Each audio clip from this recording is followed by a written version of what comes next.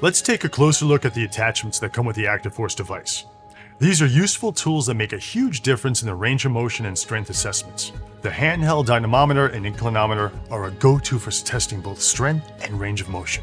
Notice the locking mechanism and the two attachments that snap right into place. The arch pad is great for bony areas like shins, elbows, or wrists. You can use it with or without the foam insert. This makes it really versatile for different areas. It also has a detachable surface that's easy to clean.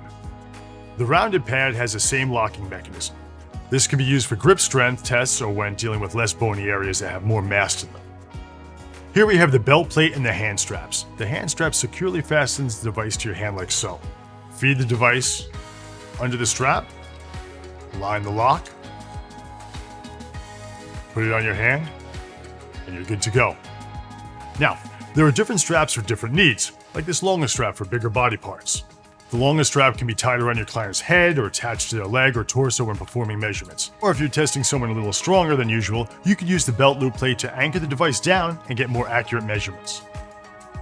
From initial range of motion testing to measuring recovery progress, these versatile attachments will help you completely customize your assessment with precision.